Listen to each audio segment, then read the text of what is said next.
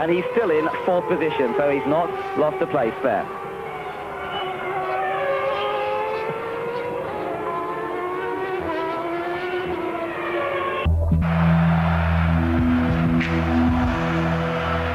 Back to Formula One with Coca-Cola, always for the fans. Well, that close-up shot of Damon Hill's car, you can see how oil and travel-stained it is, and whatever it is, it's come, a majority of it, I would say, from Jacques Villeneuve's car, and the gap this time just over a second. And there you see the Canadians' pit board being prepared. There, the clover, I think it's cloverleaf, is it? Not cloverleaf, whatever it is. Representing Canada. Maple leaf. Maple leaf, that's it. Maple syrup, maple leaf. That's the one, and Villeneuve will be looking forward to trying to, hopefully, receiving that. But, well, let's not count any chickens yet, because this battle, I don't think, is yet resolved.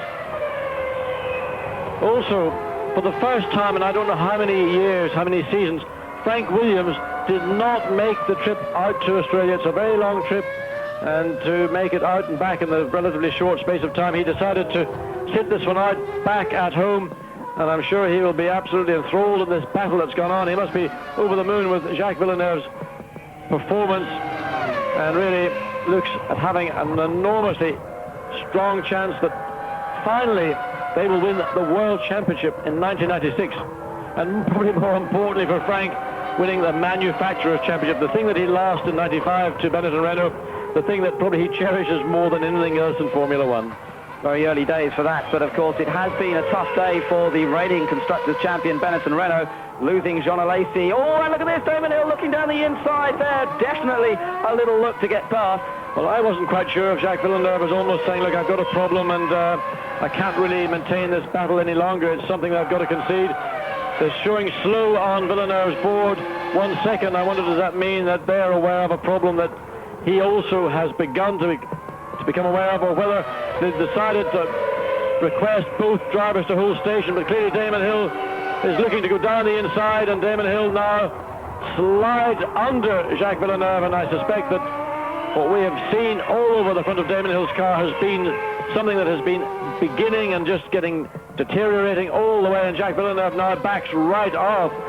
And maybe it's a temperature-related problem, maybe it's something in relation to what we saw this morning when he stopped out on the circuit. They said it was a hydraulic failure, but in these cars, hydraulics operate many functions, including sometimes some of the engine functions. But Villeneuve clearly in problem. He's backed right off. He's on lap 54. When he comes across the line, there'll be 4 more laps of this race to complete. And Damon Hill now sweeps majestically into the lead. And what a disappointment. I mean, this race we thought would go to the end. Suddenly something has gone wrong. It's been going wrong over maybe the last 10 or 15 laps. Damon Hill has finally and emphatically taken the lead, and I can't see anything changing that on lap 58. Great sadness, because it was such a good battle between these two, and it would have been wonderful to see them resolve it in just the last few laps. But as it is, Villeneuve now looks as though he's nursing a stricken car. Just look at the state of Damon Hill's car. It's so filthy now. And there in the Williams pit, you could just call a glimpse of Jacques' friend and manager, Craig Pollock, looking somewhat disappointed, and that's not surprising, with Villeneuve looking set for an historic first win. And what an achievement that would have been. But that's Grand Prix racing, and Jacques will be as aware of that as anybody. He's suffered his own disappointments in IndyCar racing in the past. He's picked up wins in IndyCar racing when perhaps other people have had problems. So it won't faze him, it won't knock him off his stride, but of course it is going to be a big disappointment nonetheless. Well, it would have been history in the making, and well, we'll have to wait now for some other young charger to make his way into Grand Prix racing to be able to take that particular accolade. But Damon Hill en route now for 10 points, and that was his cause when he arrived in Melbourne. He arrived here, in fact, quite late. He'd spent some time in other parts of Australia. He didn't want to come in and get all the pressure that would immediately be upon him, and he's done a workmanlike job. Got out-qualified by a teammate. He was, in some cases, outraced by a teammate. But the fact remains that he is now the man that is most likely to leave Melbourne with 10 coveted points.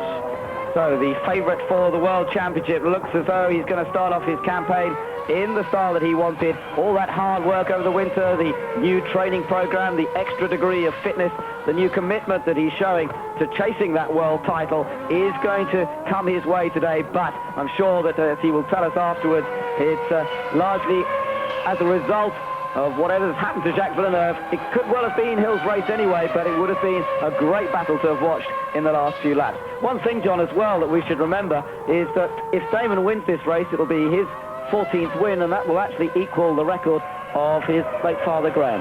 Well, that's a particular poignant moment for Damon Hill.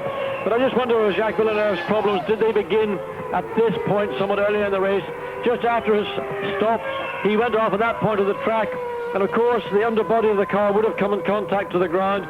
Lots of the pipes that carry the liquids, the fluids, are very close to the underbody, or if the underbody just got a bit of a nudge, it could have caused a problem.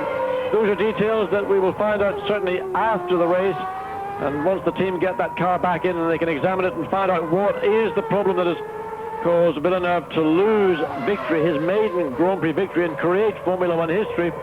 Well, it may just be through that one little moment of enthusiasm or concentration, whatever. We'll hear about it certainly when we get to the press conference. Eddie Irvine still in third place, some 43 seconds behind Villeneuve. Now there's an illustration of what a driver could, for example, do.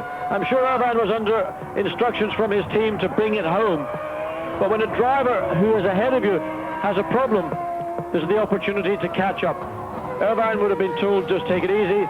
Had he been free to do what he liked, he may have been that little bit closer, and in the laps remaining, you never know. It's an illustration of never, ever give up. He's 57.9 seconds behind Damon Hill, so Schumacher's prediction, well, at least concerning Irvine, is about right of him saying that they were about a second a lap off the pace of the Williams Renaults. That's about the gap that we see now of Irvine from race leader Damon Hill. And that's where the car really, as they say themselves, is totally underdeveloped, and the principal problem that they seem to fight throughout the days of running was a mid-corner understeer. They could turn in well, but in the particularly low-speed corners, they were turning okay, but once they put the power on, the front wheels would not bite, and the team then had to compensate and compromise some of the car performance and set up to try and get a better low-speed corner balance. Of course, then other parts of the circuit are compromised as well, and it ultimately comes down to where can we pick up more than we lose. That's what Ferrari basically have had to do here this weekend. They'll be back in Italy testing. They've got their own test track at the Ferrari factory at Maranello, and Eddie Irvine no doubt will be pounding around there like nobody's business, while Michael Schumacher may be off somewhere else doing a test at a Grand Prix circuit. So Damon Hill is heading towards victory, and on a weekend where he's seen a new challenge come from his teammate, at the end of it all he will come away with the 10 points maximum score, the ideal start to his World Championship campaign. But what a tremendous event we've seen this weekend. We can see that no matter that Williams Renault may have the advantage over the rest of the opposition, we're in for a very, very close battle between the two teammates. He's coming round to start his final lap now, Damon Hill, onto the last lap for Hill, and just the final 5.2 kilometres to record those 10 vital points in the championship. Yes, and Damon can now begin to relax. He's had a tough race. It's been a tough weekend. He's had to cope with this very feisty Jacques Villeneuve, and of course corresponding press attention, and the poor man, everything he does, it always seems to be difficult. If Villeneuve out-qualifies him, then the press are on his back. If he wins, then they say, well, you should have won because you've got the best car and you've been in the team for 4 years. What's he got to do to actually get credit for a performance which, at the end of the day, will see him take 10 points? That's right. He stayed in there with Villeneuve all the time, always looked as though he had a chance of attacking, always looking for the mistake from Villeneuve, although we didn't see one, I have to say. Well, I was just going to say, Damon didn't make a mistake. He came close. He had a couple of good goes at it, but he didn't. He stayed on the track. He didn't make contact. We saw with Jacques Villeneuve, he got off the track just after his pit stop, and that's what I believe has probably begun a process that has led to Villeneuve's car now running, well, he's running some 10 seconds slower than Damon Hill. As Damon now on his way back to the pits into turn 14, one of my favourites at this Albert Park track, down all the way through the gearbox into second gear, sweeps through this left-hand corner and makes his way finally and onto pit straight. And Damon Hill is going to take victory.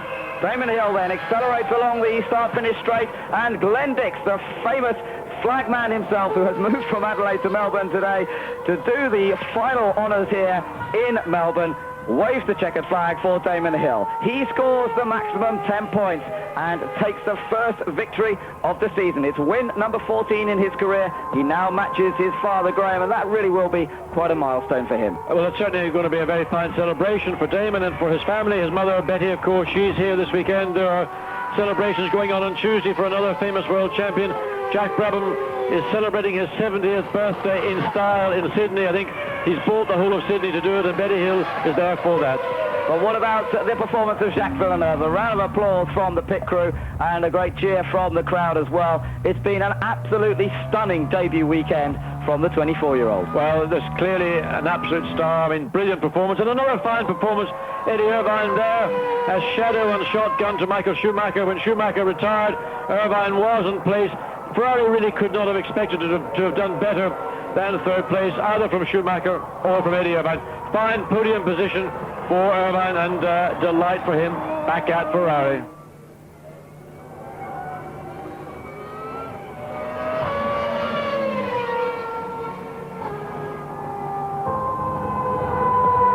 Damon Hill, the winner of the Australian Grand Prix. Jacques Villeneuve second then, and Eddie Irvine third. Gerhard Berger finishing in fourth position. Mika Häkkinen taking fifth, and Mika Salo sixth.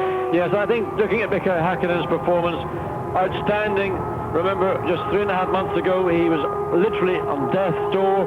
And for the medics here who've come all the way up from Adelaide and undoubtedly are working here in Melbourne, that must also give them a really wonderful feeling, because they are the people that actually saved Mika Häkkinen's life. And finally, Mika Salo, the fellow Finn, first time, I think, in the points. No, second time in the points, but certainly great result for Tyrrell Yamaha in the first race of the season, and a long overdue points finish.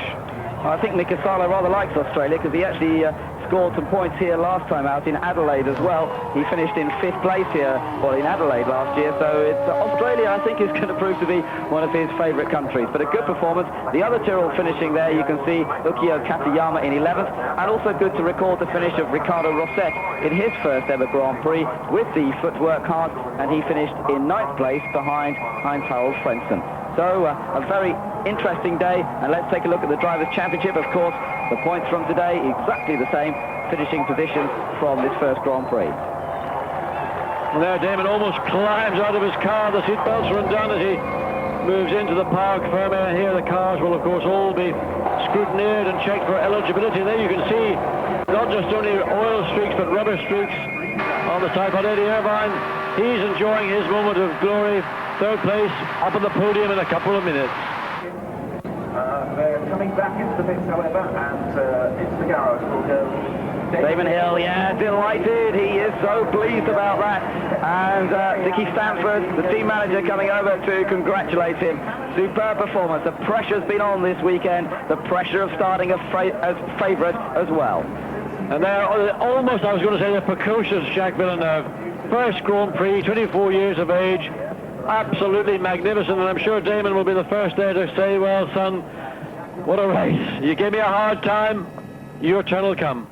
It is going to be a fascinating relationship, this, between the two of them. And look at that. That's nice to see a good relationship developing, hopefully, between these two. It was good, clean racing. That was the great thing about it. Sadly for Jacques Villeneuve, problems dropping him back, and of course we'll stick around for the press conference to find out what did happen. He will be able to explain in his own words. But what a tremendous start to the season for the Williams-Renault team. And now coming in to enjoy the applause from the pit lane, and I bet you he's got a big cheer from the Jordan crew as well, Eddie Irvine in his Ferrari. Well, in fact, during a press conference after the pole position, and Damon Hill and Eddie Irvine, they meet the press and have a few words and talk about what they may or may not do. Eddie Irvine, sort of half fun-hooler, said, well, I might take Villeneuve and Hill off in the first corner. And Damon's response was, he's not joking. But he's made it to the podium, fine third place, great start to a career, and that's nice as well. Michael Schumacher, his teammate, down to say, well done, Eddie. And this is the first time Michael Schumacher, in really the entire Grand Prix career, such a successful career has had a man in the team that is going to be strong enough to keep Michael Schumacher honest. The pair of them are going to be winners, no doubt, in this season. Damon and Eddie Irvine, of course, both live in Dublin. I'm sure they'll share a pint or five of Guinness Double X Draft Guinness when they get back. And, well, let's wait and see up on the podium. Three happy fellas, and then for a few moments later, into the press conference. You can see Eddie Irvine obviously asking Jacques what had gone wrong there. A quick explanation from Villeneuve. But, well, whatever the problems, they've all... The fact is that Williams-Renault have got a massive boost of points in the Constructors' Championship. But, Ben, you know who the winner here is this weekend? It's Melbourne. Look at those crowds. Unbelievable. I mean, there's meant to be well, they say up to 160,000 people here today. It could even be more. And all the work that's gone into this racetrack, from Jeff Kennett, the state premier, all the way down through the Melbourne Grand Prix organisation, there's hundreds of people have worked tirelessly and timelessly to put this event on. And those, the public, they're the people that have voted. We want this. There was a minority of people who objected to it for a variety of reasons. I think their opinion has been totally and utterly swamped by the residents of Australia, of the state of Victoria, and of the city of Melbourne. They've certainly enjoyed their day. It's been a gloriously sunny day and just the perfect setting for the inaugural Grand Prix here at Albert Park. And as I said earlier, Melbourne, what a great place for a race. Well, look, they're applauding you, John. Yes, and there's an Irish flag there as well, Eddie Irvine. Still waits his moment. He saunters on, that casual gait that we are so familiar with. And all the babes down in pit lane that are waving, there'll be a lot of them cheering for Eddie Irvine.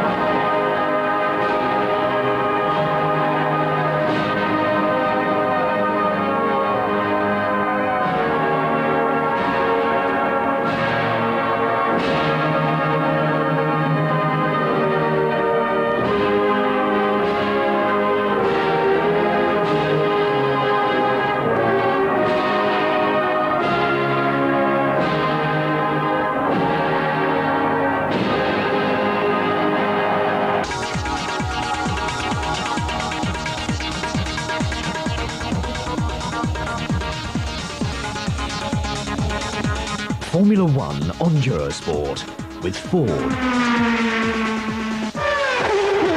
Coca-Cola, always for the fans.